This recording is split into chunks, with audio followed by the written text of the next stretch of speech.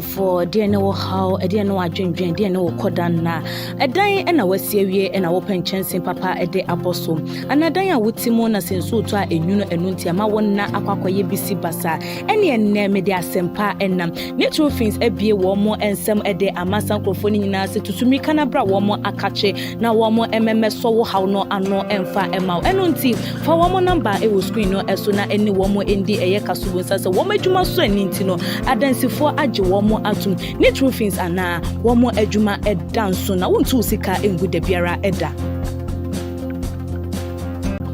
oniado for dear no how a dear no adwin dear no kodan na edan e na wasi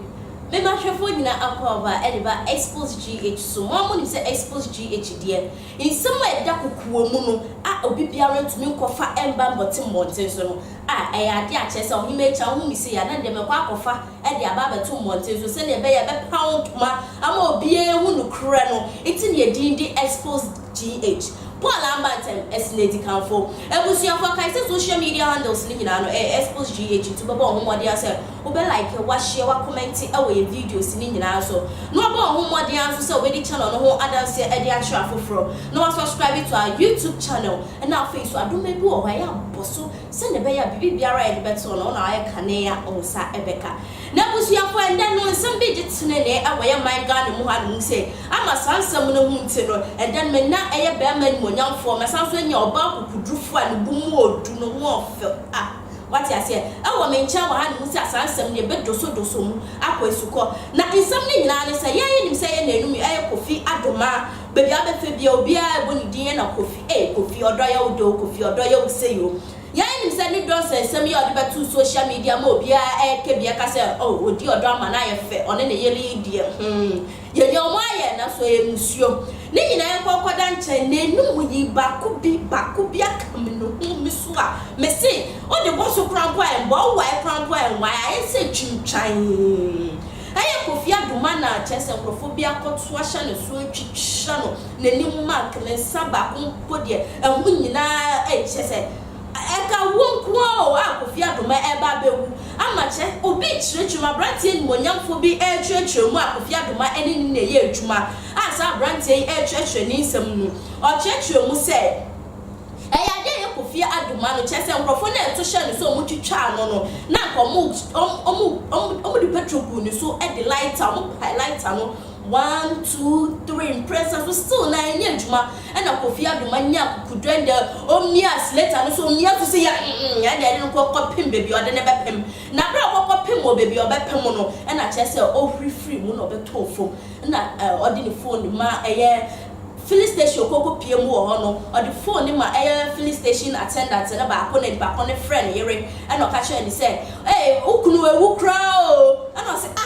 oba social asie so anka mo oba no so wo obi anka oba no so akwakomu nkrofo me se Ghana for ebetumi ama information on tira onu a na osu nyina aguje na so na entisa na busuafo no so nkonkoda che ni nyina na che se eye Kofi Adoma ni co-worker explain asam ni say no eye brand bi so aye friend so no so ye friend brand hene brand yi so a no so ye friend brand hini ono so chehwe ni sem a Kofi Adoma o se ebusuafo enyam na me ka o se ehwe atupa bi ede nipa be kwa maniem atupa bi a wokokoto ye enu nti na endie me se ade hu sesam nyina ebe yo na Kofi Adoma etumfuturo edi Ghana fo ani odada ye oye ya dankwa dada adwe na wo sha nsem we nyina no emu no krepa enesen odi ne ya na so ne nya adwe oni omu nyina ya adwe na oni omu so enya adwe for comment section was send be your himecha metumi akenkan ede ama wo hu se dia wo ka no mehu pa na makan ama e na afa so mefu aso na ase mefu aso ebusuafo me se mren ma me twa me husima me ba me introduce me guest no na afa insam ni Adoma akwesuko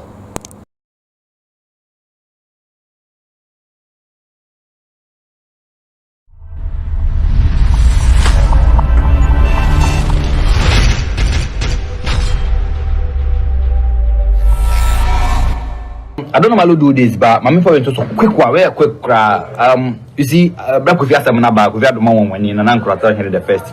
Na sama na nyaba nti ye no I was see chim no bia zan kwan kofa an kwan ko twa ntran fa ho because my who comment be am crofo say of public sympathy today.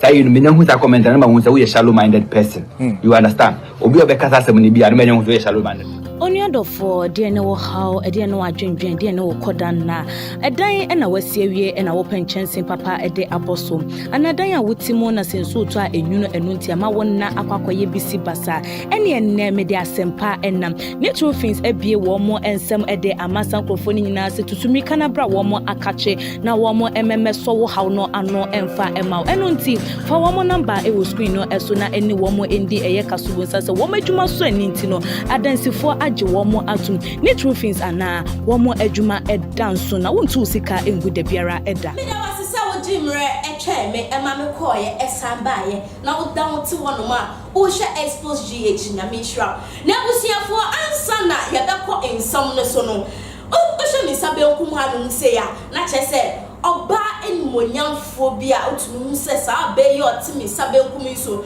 ni wo fe ye papa kokopa sesi o se na esie netie no etie no no fe so na mo me se watu na mo kokko so aka na ni nwi half side ye me se ba ma wa fa sa ba wa fa de papa eye nwi aka mi nwi aba eye Mexico oba let say meje so pa wa ma me se bu de na asa what say ya se chiro ho e kan fo no nti o se me tumi kan fo ma wa ka sa otu say yes thank you and now face solution me sunny for no say so aya ba man monyamfo ai also wa papa no ho fe otu na otu say yes from why not they pay ai for Kate on so me sabe nkuma be ma let sing mama me so far now say that fan when they pay me dey to you oh why you give me say now also yeah day and you say ya fata kashi anti a won from ma oh the taji na kashi so it just na also pa to me come for no go back oh I dey fed dey no wa come for your oh dey be I was to me come for what I see you you a man my single oh say mama dey come for mama oh ngotam yokumuda dia obetumi akwa igbefo krom dia ya na matwea be ho na se munim se mutumi kwa igbefo krom a mawua na mama mone akama munim sa na de chese mo hwa me nenu asa ebusuafo na chese nsam na ane eguso no na ansa na yebekọ eye nsam no so no kai se eye djuma kofo bi na aso yase eye nit roofing na aso yase bo mo dia so obefo mo telephone number e wo screen no so na dia wa from se wo si dan na open krofo bi amana boso e dia ma mo uchincha unasi me konko hwe bebia o otumu se ebetumi abodan so ama wo da ho no ma inframa boy na usuru nyina gutem esa se na dan so apa nit roofing dia omo ntisa omo di ni omo honam eseyi akasanka omo di omo ni me kamitra omo di omo ni fa telephone no ne from na nya me to me sam so yenkọ hwe eye Kofi Adoma ono ankasa ni ko work on ni ye adwuma na ni sama ona o keka e dey fa ye Kofi Adoma a chese inkrofobik ka say waka ko di bone e na chese ya chi no na ya bro no pese obeka no kre no ye ko ne ko hwe video no embra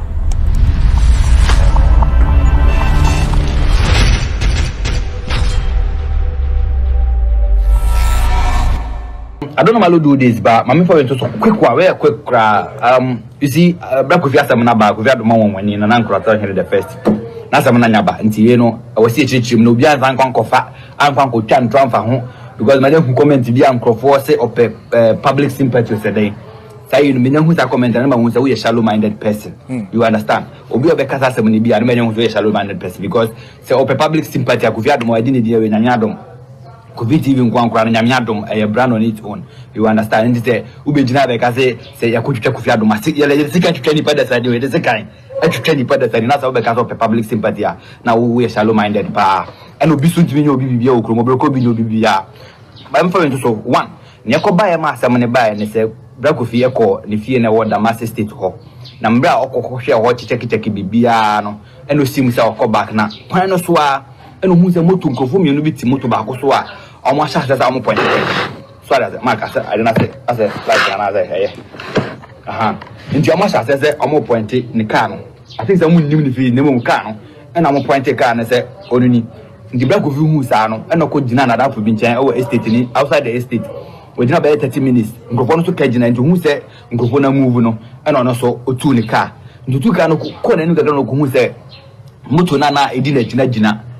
apakisi ho e no ko wura asori bi e estate ni nchen wa ICGC e no ko wura asori ni de asori fi ho o gina ho be say some 30 minutes or say 40 minutes opie be na boys na ko nti otu car no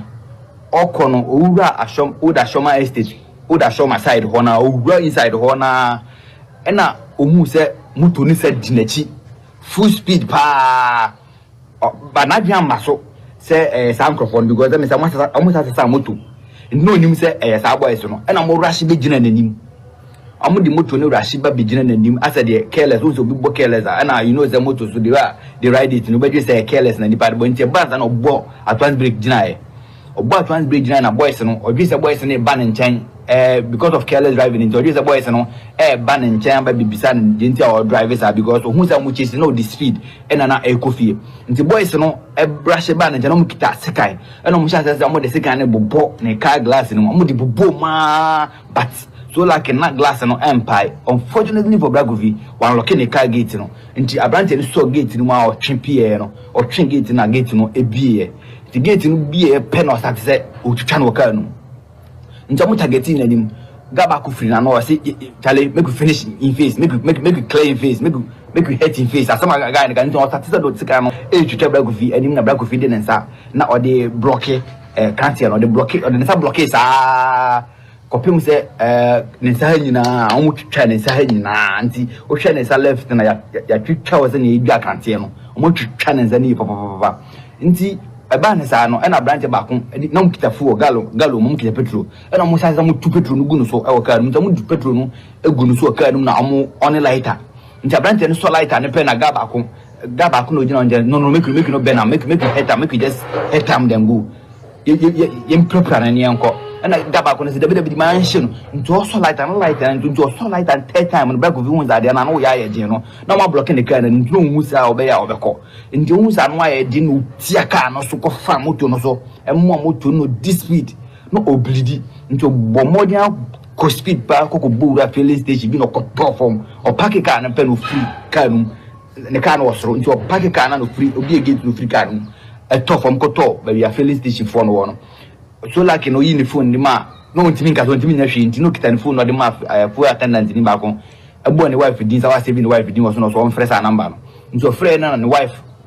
ma me no kra frɛ ni wife no waka che ni wife na ze ni kunu wukra like wu nti ni wife sha say Mrs. Miracle Adoma sha say osu Mrs. Miracle asu Mrs. Miracle Adoma sha say osu na ma me ne ka che ni se full attendant ni ka che ni se wanya wu awie nti no onje su na osu kura nya de obeba biem mama no so anya de ntinga mama o bi bia nje senga ono so go that instant you understand the black Kofi eko totally off and amode ne ma Mrs. Miracle Adoma rush ba ho but before that no time a wo hu say boys no HC no black Kofi fa phone e frɛ na dafo ba kon police ni e wo kuntunsi na dafo ne ka che black Kofi so on frɛ 1855 tio na dafo police ni ka che ne so on frɛ police number 1855 no of frɛ sa number na police for ebeba ebeko police for na omankaza ma atani tu ono ofreya na number no ebonyum sa yellow ebonyum sa 1855 no sa na ebonyum anti ojai frey na omodu kokoye ne sa ewo kwan no so no omodu nkokoduru hospital na chese ontimi biem na omodu sa ye frey ne say no Mrs. Miracle Adoma kra ne fa odi ne kuru no erahye na omodu no ko hospital yambo hospital ne di amade no kokoduru hospital o mo sha anadwo be I think say one more ndi 2 ye beduru fie be 4 ye beduru fie be 4 so but ono amade ne beduru fie be ye ni fi hospital beduru fie be 2:30 to 3 am and ye beduru fie 4 because fi no ho ba me ho no wa ndi ye beduru fie be 4 so but you see omo yes I na mani nyina no omo to be daddy and you know those people you understand nkoso ana monye ne moye no motam bepie so that's here lady na wo estate ho a why ohhua se anoma ya tutu no ho no bola be de ya tutu no ho no why ohhua na Black Kofi be duru ho na se wo na wo fa phone e frɛ ye se omumra me attack boys because you could see say the boys are from that the master state area mhona omo na be ataki bra Kofi enti sa boys no na am adwen se nka omo kunu nka mo hye mpu anya se omo kunu nka omo prepare no nka mo hye no lady na wo fa phone e frɛ ye wo fa phone frɛ se bra Kofi aba estate ni inside enti boys no be ataki no wo yenimo menye wadi so bi nimo yenimo man na wo eye tema wo kira de o tema school first now kira de o datus eni yi wadi se wo kira de o tema school wo so hyase bi wo me suspect wo hyase bi na won so ye beba mo nyina ye beba mo so one after the other nti mo ntomo bopa mo prepare entwen se mo kunipa no ne mo benya no so mo be na ne o hyase na open public sympathy no o kan de ne dia de o kan de na ase de onu nko ane kronkron a wo hyase a wo pese ye ku bra Kofi no kosoa why kosoa ye ku na da pade no aba befa na da pade no aba befa sansanfo na ekoso okruma na obi suso wa wo suso be me de be kam so bi timi obi okruma obi ko bi onyu dia hwe o wa wo suso wa adwin se wa obe wa no gbaja adi phone be si wo so aba be di atem se ene Kofi Adoma esi no obeti BBC a mun transinti asem no mo ye nya mo pe you understand anya fine unima asem na obi oben you call now the person explains the thing to you. You don't just come out and come and be insulting the person. Nipa da sa ne betimi de seka atwa no ho ade wagimi obodan for crime fa udi abakra bo no kro dwane na nipa da sani bodan for crime se moja urane num lady na wo da master state na uma information no koso anaye yenim yawe koso na master information na this time around na mo ba na physical no mo ko spiritual sa the mo ba na physical nkoso that's ye ba ye nyina ye ba yes more information nkoso oba around bia na mo frɛ no nkoso na mo frɛ yenim nyina the master state for yenim mo boys na mo ye zadem Onyado for dear no how a dear no adwendwen dear no kodan na edan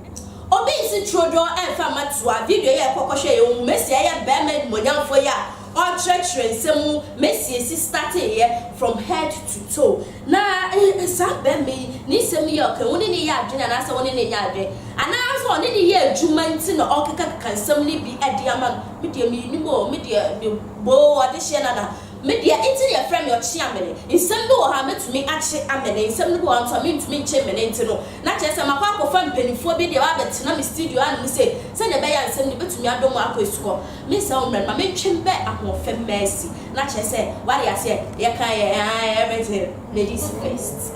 me usa be me bia o chekra bia so ye hye no kram oba me aba bia boko de ebusuafo no ho ye obi an ho ye pa abrabo na ti sen bibia ye fan bia ye okay because me say me si hwe we ni me say okala si atoso ekran ko de chese everything is okay ya me ado e de radia say afi so ye hwe ensam a ekoso wo ye bibiri mu anum say ye my Ghana e de fire kasa ye nua be ma e Kofi Adoma o hwe ensam ya e ye ni ko work yi e ka e de afa no ho a o hwe sansam ya e ye no kra na say ye no kra yo asem we dey bro so e bro adwene ti ase so na ensem say complicated okay won so bi abojo share na was ensure e dey see with them me be obia I don't just conclude on things. We dig into this things and then make analysis, the rightful one, of course. Now, we issue way about na